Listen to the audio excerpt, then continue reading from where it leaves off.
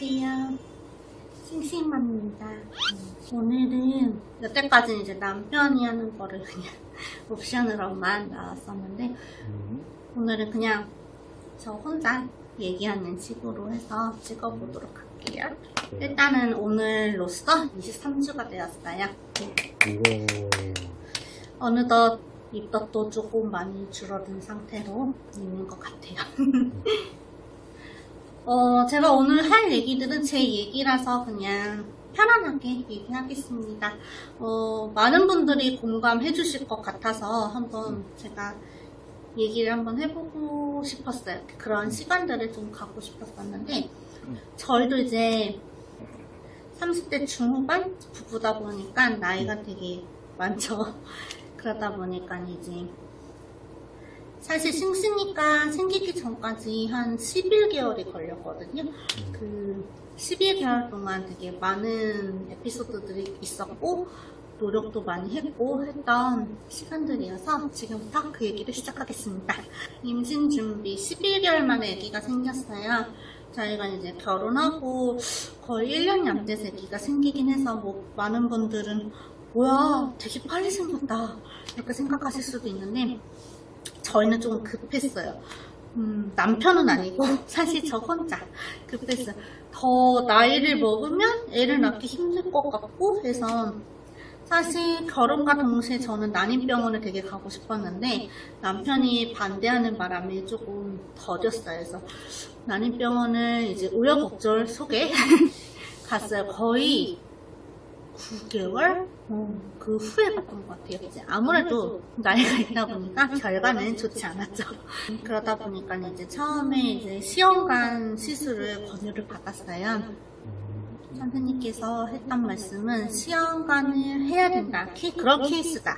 라고 말씀을 하셨기 때문에 저는 이제 급하니까 그 나팔관 조영수를 받고 있는 도중이었거든요.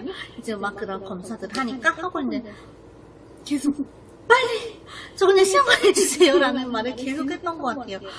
내 선생님께서 워밍업으로 그냥 우리 그 인공수정을 해보자 하셔갖고 이제 하는데 준비를 하는 과정 속에서 이제 영양제 같은 것도 사실 저희가 그 자임기간이라고 보통 말을 하죠. 자임기간 동안 되게 많은 무수히 인터넷이고 책이고 되게 많이 봤어요. 뭐 난임에 대한 책도 되게 많이 봤고 뭐 임신하는 법부터 시작하고 책을 제가 정말 많이 봤거든요. 그래서 이런 마카 뭐 기본적인 그 영양제들 있잖아요.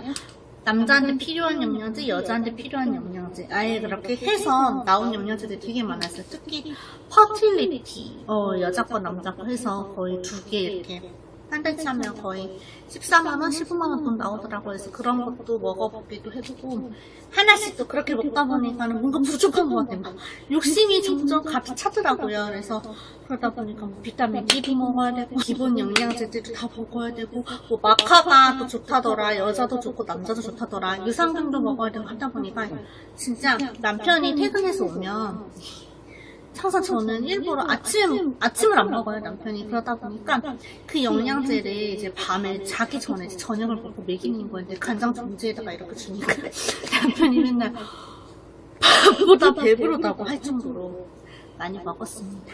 퍼틸리티에다가 아르지닌에다가 시험관 친구가 또 추천했던 그 공진단을 먹으면 좋다고 하더라고요. 그래서 공진단보다는 공진단 많이 비싸더라고요, 생각보다. 근데 영양제 값도 되게 어마어마했어요. 정말 그거를 매달 먹어야 되고 하니까. 뽕단이라는 한약제가 있는데 그것도 되게 이제 피로 회복해주고 좀 약간 보약 개념이었거든요. 그래서 남편한테만 그거를 먹였고 이제 저는 이제 두유도 되게 그 TMI가 되게 많은데 그거 고르는 것도 두유도 되게 많이 바꿨어요. 뭐 약홍두유가 좋다더라, 뭐 두유 안에 무슨 성분이 들어가면은 착상을 방해한다, 뭐 이런 말들이 너무 많았기 때문에 검색을 하면서 그 11개월 동안 그 영양제를 먹으면서요 이달엔 이거 해서 안 돼. 이게 그럼 다음 거 계속 했던 것 같아요. 그래서 흑염소도 먹었었고, 흑염소 먹다 보니까 제가 장이 운동이 되게 빨라지더라고요. 배도 아프고서. 사실 한 달을 시켰는데 반밖에 못 먹었어요. 효과를 전혀 못 봤고, 작년 여름 같은 경우에는 이제 엄마가 보궁암이라 그래갖고 자궁이 좀 따뜻하게 해주는 거? 제가 좀 손발이 차요. 그래서 그 한약재랑 보궁암이랑 같이 먹었었는데 그때도 효과가 별로 없었고, 대신 효과가 있었던 건 조금 손발이 조금 따뜻해진 거? 그거는 조금 있었던 것 같아요. 그렇게 먹고 뭐 포도즙에 두유에 그래서 전 마지막에 약콩두유도 먹었는데 저는 사람들은 많이 힘들다고 하더라고요. 그래서 저는 약콩두유가 되게 괜찮았어요. 근데 항성주 두유에 초록 색깔 그 두유가 있거든요. 그게 제일 맛있더라고요. 먹으면서 항상 지켰던 거는 원래 사실 10개월 동안은요 그 배란 기점으로 해서 그 두유를 먹기 시작해요. 두유를 먹고 배란일 시점부터 포도즙을 이제 착상이 좋아지면 이렇게 먹었는데 그 인공수정 하던 때에는 그 모든 것을 안 했어요. 그냥 이상하게 포도즙이랑 두유를 먹긴 먹었었는데 같이 먹었어요. 그때 착상기고 뭐고 간에 그냥 같이 먹었어요. 근데 먹으면서도 불안했었죠. 착상기에 두유를 먹으면 착상 방해를 한다는 말을 들었는데 막 이러면서 했는데 너무너무 두유가 땡겨갖고 두유를 같이 먹었더니 오히려 되더라 라는 게 있었고, 또 집에 족욕기도 샀었어요, 제가. 족욕을 해야 한다, 발을 해야 된다 했는데, 제가 이제 되게 많이 11겹좀 거쳐오는 동안 이번 인공수정을 하면서 그런 집에 있는 족욕기를 사용하지 않았고요. 제가 쑥즙을 먹었어요. 내가 여태까지 해보지 않는 방법을 하겠다. 그래갖고 쑥즙을 또, 그 쑥 엄청 쓰더라고요. 힘들었어요. 그걸 먹으면서 그 한 달치를 시켰거든요. 그래서 한 봉을 먹고 한 봉은 이제 자기 전에 세수 뭐 양치하면서 발에다 따뜻한 물이랑 쑥이랑 그 즙을 같이 풀어서 족욕을 했었거든요. 그래서 그것도 배란 기점으로 끊었어요. 그러면서 이제 인공수정이 들어갔던 거예요. 그래서 제가 일단 안 까먹어요. 4월 9일 씻을 날이었는데 그 씻을 전부터 저는 사실 운동을 너무 안 좋아해요. 근데 이제 난임병원에 처음 갔을 때 선생님이 저한테 그러더라고요. 혹시 살 많이 안 찌셨어요? 그런 건지 몰랐어요. 제가 병원의 종사자임에도 불구하고 추웠다 더웠다 추웠다 더웠다 온도에 되게 민감해서 저는 그 11개월을 준비하면서 착상이 안 됐나? 막 이런 그런 생각을 했잖아요. 추우니까는 막 오나보다 막 이런 생각을 했었는데 그게 아니라 저한테는 갑상선 저하증이라는 게 생겼더라고요. 그러면서 몸무게가 10kg가 쪘어요. 그래서 근데 정작 저는 10kg 찐지 몰랐거든요.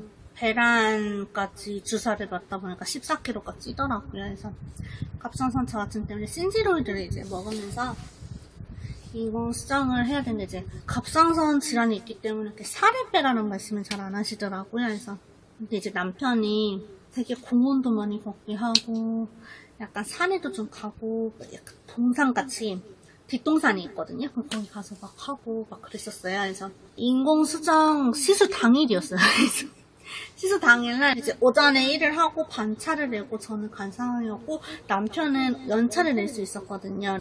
저는 그 다음날 연차를 내고 싶어서 일을 하고 갔고 남편이 먼저 가서 시술 먼저 하고 저 이제 같이 밥 먹고 근데 남편이 굳이 그날따라 되게 예민한데 핸드폰을 바꿔린다는 거예요. 내가 핸드폰을 바꾸라고 하는데 그 길을 몰랐던 거예요. 그래서 계속 조금만 걸으면 된다 조금만 걸으면 된다 했는데 그날 진짜 만보를 걷고 병원에 가서 남자 거 처리하는 시간 동안 이제 여자는 시간이 남잖아요. 그래서 그 시간대에 이제 만보를 걸은 거예요.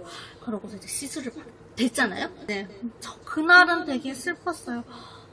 나는 이렇게 남편이랑 밥을 먹고 차를 이제 마시면서 조금 차분하게 한 다음에 들어가서 이제 그 이식 시술을 받고 싶었던 건데 핸드폰 때문에 계속 걸었잖아요. 짜증이 난 거예요. 그래서 화를 내면 안 되잖아요. 이제 마음 안정화시키고 되게 좋게 긍정적으로 생각해야지 아이가 들어설 텐데 라는 생각을 많이 하고 있는데 근데 그것 때문에 또 됐던 것 같기도 해요. 그래갖고 이제 시술을 하는데 시술은 별 안 아파요. 인공수정은 정말 뭐 하신 분도 있고 하실 생각도 있다는 분들도 있을 텐데 괜찮아요.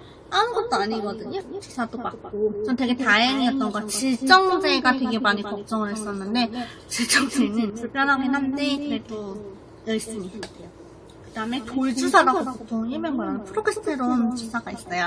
그 주사가 이제 되게 이제 호르몬 주사여갖고 되게 끈적거려요. 그래서 주사 봤을 때 약을 넣는 것도 되게 잘 안 들어가거든요. 엉덩이에다가 이제 근육 주사를 맞는 건데 많이 아파요. 많이 아프다고 들었는데 저는 또 다행히 안 아팠어요. 그 주사를 한 3번 맞았던 것 같아요. 이게 인공 하시는 분들마다 좀 다르더라고요. 그때도 이제 하시는 분들 좀 알아갖고 했었는데 저만 주사를 맞았고 나머지 분들은 주사를 안 맞았더라고요. 그래서 덕분에 더 잘 된다 싶기도 하고 그래서 인공수정을 그렇게 하고선 피검사하기 전에 저는 테스트기를 했어요. 사실 이 테스트기에 대해서도 되게 할 말이 많은데